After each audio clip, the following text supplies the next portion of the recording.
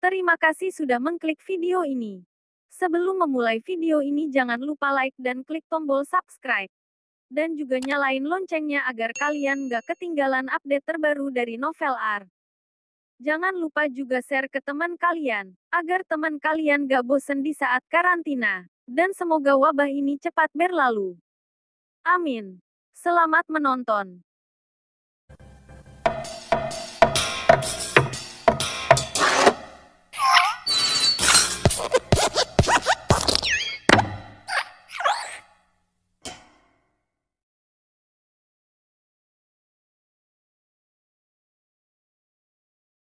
Menantu yang diremehkan. Sialan, Albert Han melangkah maju dan menendang pria besar dan kuat itu secara langsung, dan mencobanya sendiri. Darwin adalah orang yang menguasai seni bela diri. Pada hari biasanya dia seperti seekor sapi yang sangat kuat, bahkan melakukan dengan 5 atau 6 wanita sepanjang malam tanpa istirahat. Jadi, bagaimana orang seperti itu bisa mati? Albert Han enggan untuk percaya. Tetapi ketika dia merasa bahwa Darwin tidak memiliki nafas, jantungnya berhenti berdetak, pertama-tama wajahnya menjadi sangat buruk. Benar-benar mati. Anak buahnya yang merupakan seseorang yang paling kuat itu benar-benar mati. Dan kematiannya masih belum diketahui. Paman Han, kakak tahu, Dianei bergidik dan dia tidak bisa menerima kenyataan ini.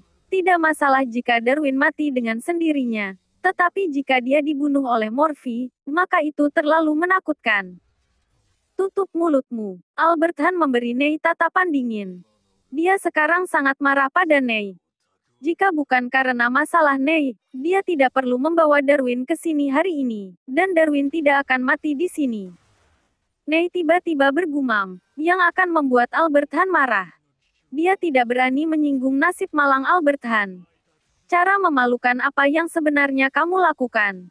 Albert Han memandang Morphy dan berteriak. Dia tidak merasa bahwa Morphy yang mengalahkan Darwin dan menyebabkan kematian Darwin. Dia berpikir bahwa Morphy pasti telah memberi pelajaran pada Darwin. Morphy mengangkat bahu dan tampak tidak bersalah. Aku tidak menggunakan cara yang memalukan. Kami bertarung secara terang-terangan, apakah kalian semua tidak melihatnya? Sebenarnya bagaimana Darwin bisa mati? Morphy mungkin sudah mengira di dalam hatinya. Seorang petarung memang memiliki nada suara seperti ini di dada mereka. Nada suara ini adalah kekuatan untuk mendukung praktik seni bela diri dan kekuatan kehidupan seni bela diri. Banyak petarung mampu berubah menjadi lebih kuat dalam seni bela diri karena nada suara seperti ini. Tetapi jika suatu hari, seorang petarung menderita pukulan dan tidak dapat melihat harapan seni bela diri sendiri, maka nada suara seperti ini akan hilang dan tidak dapat bertahan. Jika Morphy benar, nada suara Darwin sangat besar dan kuat. Sangat kuat dan besar berarti Darwin sangat gigih, dan gigih merupakan hal yang baik. Ini berarti bahwa ketika para petarung berlatih seni bela diri, pikiran mereka akan murni dan spesifik, dan kemajuan mereka akan cepat. Namun terkadang, terlalu gigih bukanlah hal yang baik. Sama seperti Darwin, karena terlalu gigih, setelah melihat kekuatan Morphy, ia mulai meragukan apakah kegigihannya selama bertahun-tahun bermanfaat. Setelah mendengar kalimat terakhir Morphy, Albert terkejut. Darwin benar-benar histeris dan putus asa terhadap dirinya sendiri. Di bawah amarah, dia mati secara langsung. Kematian seperti ini sulit dipahami orang biasa. Tapi Morphy, sebagai seorang yang berarti bela diri, kira-kira dapat menebak beberapa hal. Dapat dikatakan bahwa Darwin tidak dibunuh oleh Morphy, tetapi dibunuh oleh dirinya sendiri. Ia meninggal karena curiga pada dirinya sendiri dan meninggal karena putus asa. Dalam pandangan Morphy, orang seperti Darwin tidak cocok untuk menjadi seorang yang berlatih seni bela diri. Dia sangat rentan. Petarung harus bertarung melawan langit, tanah, dan bahkan diri sendiri. Bahkan dia tidak bisa melewati level ini, maka Darwin ditakdirkan untuk tidak akan menjadi apa-apa. Albert Han tidak banyak berpikir. Pada saat ini, matanya dipenuhi dengan kemarahan. Darwin adalah salah satu kekuatan terakhir terbesar di tangannya. Justru karena keberadaan Darwin ia baru bisa menjaga Evan selama bertahun-tahun. Di satu sisi, Darwin sekarang mati, yang berarti bahwa keseimbangan antara dia dan Evan akan rusak. Situs timur kota miliknya akan dimakan oleh Evan. Kekuatan yang telah dikerahkan selama bertahun-tahun rusak. Ini tidak dapat diterima oleh Albert Han. Morphy, kamu harus memberi penjelasan padaku. Albert Han mengertakkan gigi. Morphy berkata dengan ringan, penjelasan apa yang ingin kamu dengar? Aku memberimu dua pilihan. Pertama, selamatkan hidup Darwin. Kedua, kamu mengganti posisi Darwin dan bekerja untukku selama 10 tahun. Albert Han berkata dengan dingin. Meskipun kematian Darwin membuatnya sangat sedih, tetapi pada saat ini, sakit hati itu tidak berguna. Bagi dia, memastikan bahwa wilayahnya tidak habis jauh lebih penting, serta membutuhkan seseorang ahli yang baru untuk menggantikan posisi Darwin. Morphy sangat cocok, meskipun dia mungkin tidak sekuat Darwin, tapi dia jelas tidak cukup lemah untuk menghalangi Evan. Albert Han percaya bahwa jika Morphy tidak bodoh, dia pasti akan memilih yang kedua. Aku pilih yang ketiga. Morphy tersenyum sedikit. Ketiga. Albert Han tertegun. Sepertinya dia tidak memberi Morphy pilihan ketiga. Ekspresi wajah Nei berubah dengan liar. Dia juga tahu maksud di balik kata-kata Morphy juga, karena dia telah memberi Morphy pilihan yang sama setengah jam yang lalu. Paman Han, Nei tanpa sadar ingin mengingatkan Albert Han. Tapi saat kata di dalam hati itu belum diungkapkan, Morphy telah melangkah di depan Albert Han. Albert Han mundur dengan panik. Tetapi kemudian dia merasa lehernya menegang, dan kemudian dia tiba-tiba diangkat oleh Morphy, hingga tidak ada kesempatan untuk bereaksi. Cari mati. Cukup. Lepaskan Tuan Albert. Melihat kaki Albert Han menendang di udara, sekelompok pria muda tiba-tiba menyebar dan melangkah maju. Morphy tertawa sinis, dan tangan besar yang memegang leher Albert Han sedikit menekan. Kulit Albert Han langsung memerah. Dia dengan cepat melambaikan tangannya untuk meminta tolong pada pria muda di belakangnya. Semua orang di lapangan tercengang. Tidak ada yang menduga bahwa situasinya akan berbalik begitu cepat. Pada saat ini, kedua belah pihak berjuang, dan bahkan Albert Han yang penuh sesak pun menang. Akibatnya, Albert Han pun dikendalikan oleh Morphy, dan hidupnya ada di tangan Morphy. Dasar tua. Kamu berani bicara padaku tentang persyaratan, ini berarti bahwa orang yang melebih-lebihkan diri mereka sendiri tidak tahu kelemahan mereka. Morphy mencibir. Dia selalu bersikap baik. Jika Albert Han benar-benar dapat meletakkan persyaratan itu dan berbicara dengannya, mungkin masih ada ruang untuk berbalik, tetapi Albert Han langsung mengeluarkan intimidasi yang mengancamnya. Seperti Morphy masih anak-anak berusia 3 tahun. Oh, jika ada sesuatu hal tolong bicarakan. Dengan baik. Baik, wajah Albert Han pucat, dia sulit bernapas, dan wajahnya penuh ketakutan. Dia sekarang berpikir bahwa Darwin mungkin tidak mati di tangan konspirasi Morphy. Morphy benar-benar memiliki kekuatan ini. Sekarang kamu baru berpikir untuk membicarakan baik-baik. Morphy menyipitkan matanya, wajahnya tiba-tiba menjadi dingin. Sudah terlambat. Selamatkan hidupku. Merasa tangan besar yang mencekik lehernya sedikit menegang, Albert Han seketika menunjukkan ekspresi ngeri dan putus asa. Dirinya kini diselimuti bayang-bayang kematian. Mati. Atau bersikap seperti anjing untukku. Kamu pilih sendiri. Kata Morphy dengan samar. Dia tidak bisa benar-benar membunuh Albert Han di hadapan begitu banyak orang. Alasan dia mengatakan ini sebenarnya untuk taruhan, bertaruh bahwa Albert Han tidak berani bertaruh untuk hidupnya sendiri. Sekelompok pria muda yang merupakan anak buah Albert Han mengepalkan tangan mereka. Mereka sangat geram dan marah. Mereka tidak menyangka bahwa suatu hari, Albert Han yang dikenal sebagai kaisar bawah tanah, akan dipermalukan seperti ayam, yang bahkan lebih tidak nyaman daripada membunuh mereka. Hati Nei saat ini sudah sampai di tenggorokannya. Akankah Albert Han setuju? Di kota, dia adalah kaisar bawah tanah yang bisa menghentikan anak-anak menangis di malam hari, dan dia benar-benar orang yang memiliki pengaruh besar. Apakah dia akan menuruti permintaan Morphy untuk menjadi anjing bagi menantu yang dikenal tidak berguna ini? Sebenarnya, Pada saat ini, Albert Han lebih menderita daripada semua orang. Dia sudah berkeliaran di jalan selama lebih dari 30 tahun. Bagaimana mungkin dia tidak mengerti bahwa Morphy dicurigai menipu dia, tetapi bisa kebetulan. Jika Morphy tidak menipu dia, dia benar-benar hanya memberinya dua pilihan. Jika tidak menjadi anjing, maka dia akan mati. Apakah Albert Han berani bertaruh dengan hidupnya sendiri? Dia tidak berani. Dia telah menghabiskan sebagian besar hidupnya dalam badai berdarah, dan akhirnya masuk ke keadaan seperti saat ini. Sekarang adalah zaman yang mana semuanya bisa dilakukan dengan nyaman dan mudah. Membuat dia mati. Dia sangat enggan. Meskipun menjadi seekor anjing tidak terhormat, dia bahkan bisa dibilang sangat memalukan. Tetapi dibanding hidup, wajah ini tidak layak disebutkan sama sekali.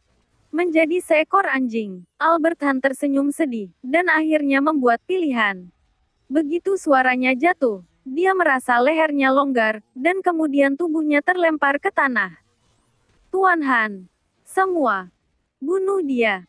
Sekelompok adik-adik pemuda dipenuhi dengan kemarahan. Mereka harus bermain tangan dengan Morphy ketika mereka mendatanginya. Mereka tidak akan mengatakan apapun tentang tindakan, apalagi Albert Han telah diancam. Hentikan! Albert Han mencibir, menghentikan semua orang. Dia tidak berpikir untuk menyesal, tetapi Morphy hanya melemparnya ke tanah tanpa berpikir, dan dia tidak membiarkannya membuat jaminan apapun. Sangat jelas, Morphy sangat puas dan sangat percaya diri. Dia tidak takut dirinya akan menyesal. Mengenai kemampuan, Albert Han sudah punya jawabannya. Morphy, dia tidak mampu. Tuan Muda Han, kita begitu ramai beberapa pria muda tidak yakin. Dan merasa bahwa Morphy tidak seperti itu. Jangan bicara lagi. Albert Han melambaikan tangannya dan menatap Morphy dengan tenang. Tuan Morphy, mulai hari ini, aku yaitu Albert Han, adalah anjingmu. Tuan Morphy, siapapun yang kamu perintahkan untuk aku gigit, maka aku akan gigit. Oke. Morphy menyipitkan matanya dan menjawab dengan tegas. Albert Han ini adalah orang yang pada saat berhadapan dengan dilema, buat keputusan dan berani bertindak. Ia juga orang yang berpengaruh. Jika tidak bertemu dirinya, maka khawatir akan benar-benar dapat membuat kekacauan di kota. Tapi jika mengikuti dirinya, Albert Han tidak harus berkumpul dengan orang-orang lebih buruk dari sebelumnya, tetapi akan ada panggung yang lebih besar. Nei, masalah yang terjadi antara kamu dan Tuan Morphy, Paman Han tidak bisa ikut campur lagi. Namun, Paman Han menyarankan agar kamu segera menundukkan kepalamu pada Tuan Morphy dan meminta maaf untuk mengakui kesalahan. Dia tidak akan melakukan sesuatu hal yang buruk padamu. Albert Han mengalihkan pandangannya kepada Nei lagi. Sebenarnya bisa dibilang bahwa dia adalah orang yang paling ia benci. Sekarang Nei pasti berada di peringkat 3 besar. Lagi pula, itu karena Nei hanya datang membawa kekacauan. Tapi sekarang setelah masalah ini selesai, dia tidak bisa melakukan apapun pada Nei. Lagi pula ada Hudi Jaya di belakang Nei. Dia hanya bisa menjadi pembawa damai dan menyelesaikan konflik antara Nei dan Morphy. Jika tidak, maka Morphy membiarkannya berurusan dengan Nei. Apa yang harus dia lakukan? Hudi Jaya bukanlah orang yang bisa dia lawan. Wajah Nei pucat, dan dahinya berkeringat dingin. Untuk pertama kalinya, ada ketakutan di mata Nei, ketakutan semacam ini. Meskipun sebelumnya Morphy telah merobohkan belasan pengawalnya, dia belum pernah memilikinya. Tapi sekarang, dia sudah memilikinya. Dia benar-benar takut. Bahkan seorang kaisar bawah tanah, Albert Han, bersedia menjadi anjing untuk Morphy. Morphy sama sekali bukan sampah di mata semua orang. Dia sengaja menipu untuk membodohi orang lain. Nei menyeka keringat dingin dari kepalanya dan buru-buru memberi hormat pada Morphy. Tuan Morphy, aku sebelumnya tidak tahu apa-apa tentang masalah ini. Aku minta maaf kepada Anda di sini, aku salah. Tidak seharusnya aku merasa tidak senang karena masalah Elena, apalagi menginginkan kecantikan kakak ipar. Tuan Morphy, tolong maafkan aku. Hanya meminta maaf. Morphy memberi Nei ekspresi kosong. Nei kaget, dan teringat apa yang dikatakan Morphy sebelumnya bahwa dia memintanya keluar dari kota, tetapi di sini adalah pondasinya. Jika dia meninggalkan kota, dia tidak akan pernah dihormati seperti sekarang, bahwa setiap keluar rumah orang-orang akan memanggilnya dengan sebutan Tuan Muda Nei. Tapi wajah ini apakah penting memiliki kehidupan? Nei membuat pilihan dan melirik Albert Han. Tuan Morphy, besok aku akan pergi ke Amerika Serikat, dan aku tidak akan pernah kembali ke kota selamanya. Nei berkata dengan tegas tidak akan ada lagi dirinya di sini. Bahkan Hudi Jaya tidak akan bisa melindunginya, meskipun Hudi memiliki kekuatan tersebut. Morphy tiba-tiba tersenyum. Dia menepuk pundak Nei, berkata, "Jangan gugup, aku bercanda. Kamu tidak perlu pergi ke Amerika, tinggal di sini saja. Tapi uang 199 miliar itu pada ibuku, kamu harus ambil kembali." Nei tertegun sejenak, ia sangat bersyukur tidak tahu harus berkata apa. Tuan Morphy, uang 199 miliar itu merupakan bentuk hormatku terhadap Nyonya Elisa. Morphy mengerutkan kening.